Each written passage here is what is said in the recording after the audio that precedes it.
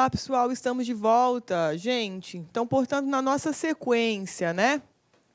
Vimos essas variáveis rapidamente sobre o uso de documento falso, sobre falsificação de documento e sobre o crime de estelionato, tá? E aí, veja, pessoal, no parágrafo 1º do artigo 171 do nosso crime de estelionato, nós temos a modalidade de estelionato privilegiado. Então, você que já estudou lá a parte geral, você sabe que sempre que um tipo penal ele trouxer alguma causa de diminuição de pena, a doutrina costuma chamar isso de privilégio. Por que privilégio? Ora, porque dentro da metodologia de cálculo, no ato da dosimetria da pena, essa pessoa que eventualmente se encontrar nessas condições, ela vai receber uma diminuição da sua pena. Perfeito. Quais são os requisitos? Ora, os mesmos requisitos do furto privilegiado. Claro, são crimes, pessoal, que tutelam o mesmo tipo de bem jurídico, de modo que unicamente aqui, entre estelionato e o crime de furto, o diferencial é que no estelionato o autor do crime obtém essa vantagem, enquanto que no crime de furto o autor do crime ele efetivamente subtrai esse bem. Ok? E aí, veja, se o criminoso é primário, portanto, primariedade, e de pequeno valor a coisa, nós poderemos ter aí essa diminuição ou substituição de pena. Então, veja, no furto privilegiado, e aí no estelionato privilegiado, nós temos primariedade do agente, pequeno valor da coisa subtraída. Aqui, pequeno valor do prejuízo. Esse é o único diferencial. No estelionato, a gente trabalha com prejuízo alheio, enquanto que no furto, o próprio bem, a própria coisa móvel é que é subtraída. Ok? Agora, veja. Pô, eu tenho, professora, portanto, um estelionato privilegiado. Eu posso, eventualmente, aplicar o princípio da insignificância para esse crime de estelionato? Portanto, vejam, eu sei que vocês tiveram aula comigo no crime de furto, e eu sei que naquela oportunidade nós estudamos sobre os requisitos do princípio da insignificância. Portanto, veja, aqui, o fato de o crime ser privilegiado, isso por si só não vai afastar a aplicação do princípio da insignificância. Então, veja que nós temos que constatar que a lesão tenha sido ínfima ao bem jurídico tutelado, ou seja, né, uma inexpressividade da lesão jurídica. Portanto, o mesmo raciocínio que nós estudamos lá no crime de furto. Agora, lembra, lá no crime de furto, nós temos uma facilidade maior em valorar o quantum de prejuízo foi trazido à vítima, porque nós temos a coisa que foi subtraída e essa coisa ela é avaliada. Agora, veja, aqui nós lidamos com bem jurídico quantum, porque aqui nós trabalhamos com prejuízo. Então, muitas vezes, esse prejuízo, dentro de um inquérito policial, por exemplo, ele vai ter que ser traduzido em valor pecuniário. O quanto de grana que esse prejuízo resultou para a vítima, para que só aí, então, a gente consiga ver se poderemos ou não aplicar a causa de diminuição de pena, que é o privilégio. Tá? Agora, veja, daqui a pouquinho, a gente vai estudar, no parágrafo 2º, as formas diversificadas nas quais o estelionato ele pode se apresentar. Mas, veja, esse privilégio do parágrafo 1º, que a gente acabou de ver, que muito se assemelha com o crime de furto privilegiado, também vai se aplicar para o parágrafo 2º. Por quê, pessoal? Porque, veja, o parágrafo 2º, que a gente vai estudar daqui a pouco, ele traz formas equiparadas, formas pelas quais o estelionato ele pode se apresentar. Mas veja, no parágrafo 2º, nós não temos qualificadoras, de modo que, portanto, não há nenhum sentido em se negar a aplicação do princípio da insignificância para essa modalidade, porque a gente viu no furto qualificado que o STJ costuma trabalhar com a negação do princípio da insignificância para os crimes qualificados, na medida em que a qualificadora ela iria desconstituir a reprovabilidade da conduta. Então, veja, como no parágrafo 2º nós não temos modalidade qualificada, mas estão somente variações das elementares que estão dispostas no caput, não tem nenhum problema em nós aplicarmos o privilégio, ok? Isso daí vira e mexe, o pessoal gosta de cobrar em prova. E aí, veja que, ao longo do parágrafo 2º, nós temos variáveis nas quais o crime de estelionato ele pode se apresentar, ele pode se revestir. Então, veja, a primeira delas, quando há disposição de coisa alheia como própria. Como assim? Ora, eu vendo algo que não é meu, eu vendo um carro de que eu não sou dona, eu vendo um terreno que não me pertence. Então, veja, a pessoa que vende, permuta, dá em pagamento, em locação ou em garantia, coisa alheia como própria. Aí nós vamos ter, portanto, sequencialmente, já ao longo do inciso 2, 3 e assim sucessivamente, as outras variáveis. Então, a primeira é disposição de coisa alheia como própria, eu vendo algo, passo algo, permuto algo, como se fosse meu, quando na verdade não é. A outra modalidade do inciso 2º, ficou coladinho aqui, desculpem. Alienação ou oneração fraudulenta de coisa própria. Então, veja, eu dou em pagamento ou em garantia coisa própria que eu não posso. Como assim, professora? Isso é lá do direito civil, tá? Exemplo, eu moro numa casa que é gravada como sendo um bem de família. E aí, veja, eu celebro um negócio jurídico e coloco essa casa como garantia. Mas eu não posso, porque, veja, porque ela é garantia. Não posso, ok? Então, veja, nessa hipótese, eu não posso também repassar para frente algo que eu prometi a vender a terceiro, mediante pagamento em prestações, silenciando sob qualquer dessas circunstâncias. Como assim? Ué, estou vendendo um terreno, perfeito, mas eu ainda não quitei esse terreno. E aí eu repasso esse terreno para a vítima, como se esse terreno estivesse sendo quitado. Veja, isso também é um estelionato. Por quê? Porque a vítima que adquiriu o terreno, ela vai ter que pagar as parcelas remanescentes. Então, veja que o inciso 2º, ele também traz uma variação do estelionato. Inciso 3º, trata da defraudação de penhor.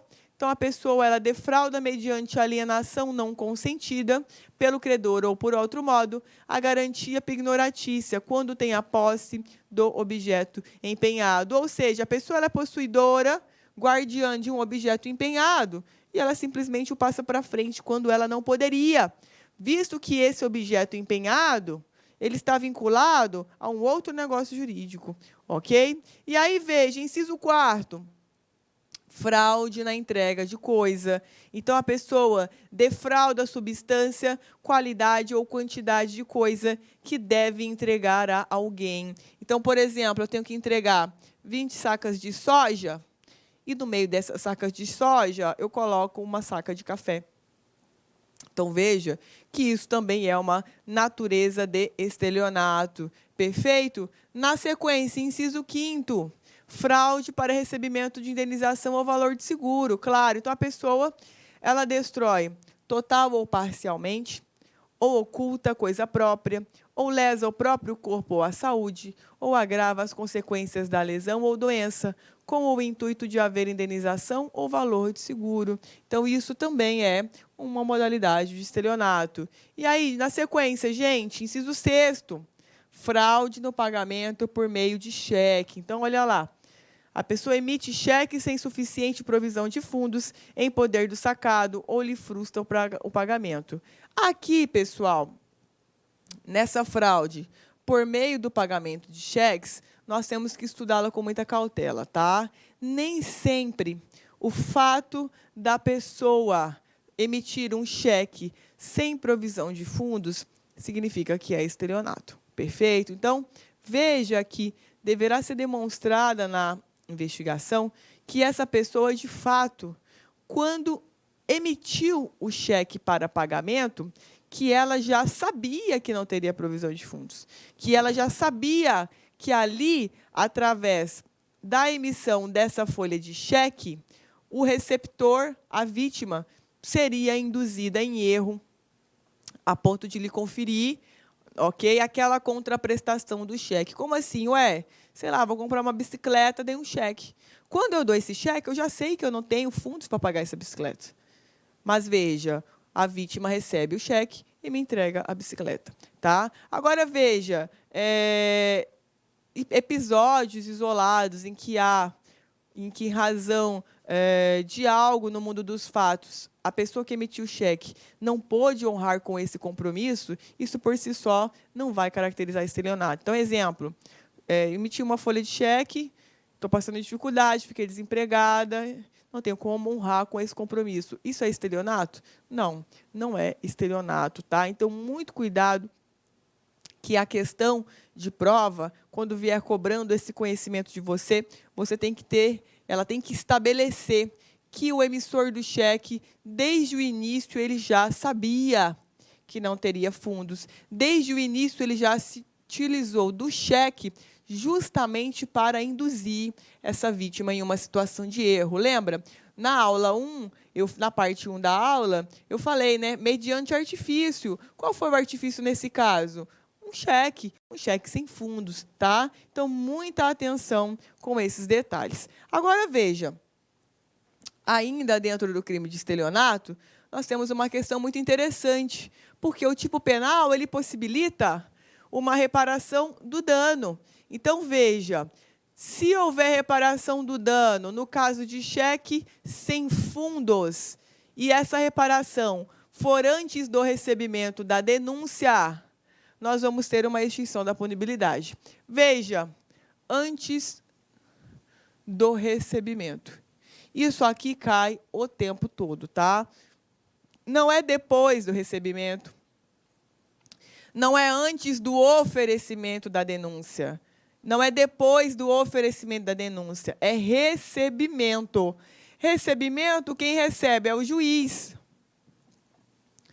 Oferecimento, quem oferece é o Ministério Público, que é o titular da ação penal. Tá? Então, muito cuidado nos nomes. Eles exatamente mudam isso que nós acabamos de estudar. E isso está, inclusive, nessa súmula 554. Então, veja, o pagamento de cheque emitido sem fundos. Após o recebimento da denúncia, não obsta o prosseguimento da ação penal. Então, veja que nós precisamos que aqui seja anterior ao recebimento da denúncia.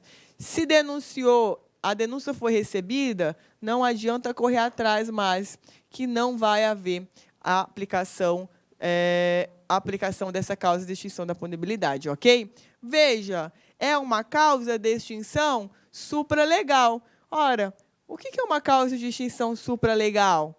Sempre que for supralegal, significa que ela não está trazida de forma expressa na lei. Supralegal, tá? Então, veja que é o caso do nosso estudo aqui. E aí eu trouxe aqui para vocês, agora está ruim de visualizar, mas nos slides dá para entender, um informativo interessante. Então, veja que essa súmula 554, ela não se aplica ao caput do crime de estelionato, só na variável do crime sem emissão de cheque. Então, veja, a jurisprudência afirma que a súmula só se aplica ao crime de estelionato na emissão de cheque sem fundos. Assim, referida a súmula, não se aplica no caput, perfeito? Então, olha lá. Assim, não configura óbice ao prosseguimento da ação penal o ressarcimento integral e voluntário antes do recebimento da denúncia do dano decorrente de estelionato praticado mediante emissão de cheque furtado, sem provisão de fundos. Então, por exemplo, pratiquei um estelionato alienando algo que não era meu como se fosse, perfeito. Antes do recebimento da denúncia, fui lá e resolvi, né, o prejuízo. Extinguiu a punibilidade? Não, não vai servir para extinguir a punibilidade. Eu ainda serei responsabilizada criminalmente, ok? E aí, veja, gente, que no parágrafo 3º, nós temos causas de aumento de pena, que são elas: 1/3 quando o crime é cometido em prejuízo de entidade de direito público ou de instituto de economia popular, assistência social, beneficência, ok? E aí, veja, se eu tenho estelionato contra Banco do Brasil, essa causa de aumento ela não vai ser aplicada. Por quê? Porque Banco do Brasil é pessoa jurídica de direito privado. Então, muita atenção, o pessoal gosta de colocar Banco do Brasil aqui. Não se aplica essa majorante para ele, ok? E aí, veja, que o STF, ele diz que o privilégio que a gente viu, se o agente é primário e pequeno valor o prejuízo, isso pode ser compatível com essa causa de aumento de pena, ok? Então, não são prejudiciais um com o outro. Eles podem conviver harmoniosamente. Então, por exemplo, dei um prejuízo lá, um crime de estelionato em um local de assistência social. Perfeito. Mas, veja, foi de pequeno valor a coisa e eu era primária. Posso, sim, portanto, ser beneficiada com essa causa de diminuição de pena. Perfeito? E aí, gente, ainda dentro do estelionato, só para a gente finalizar, porém a parte mais importante, tá? Que isso aqui é coisa nova, nós temos a aplicação da pena em dobro para os casos em que o crime for cometido contra idoso. Tá? E aí, veja, para além desse estelionato qualificado ou aumentado, como a maioria da doutrina prefere, nós temos uma ressalva aqui do Estatuto do Idoso. Porque, veja, se a pessoa induziu o idoso sem discernimento a outorgar procuração para fins de administração de bens, ok? Isso é crime do artigo 106. Então, veja, que se não fosse o caso da pessoa ser idosa, nessa narrativa, o autor do crime responderia pelo crime de estelionato do 171.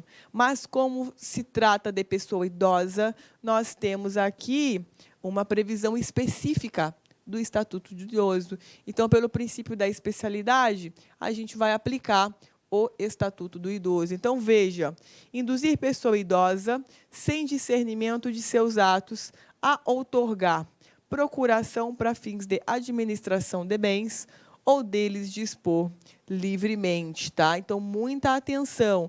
Pessoa que passa a perna em idoso, fazendo ele assinar procuração, é crime do artigo 106 do Estatuto do Idoso.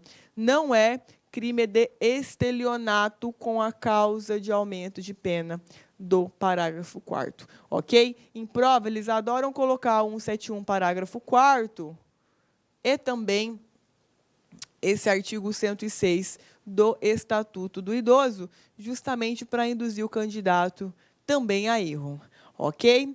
E aí, veja, gente, com relação ao crime de estelionato, o que era de mais importante, nós estudamos na aula de hoje, ok?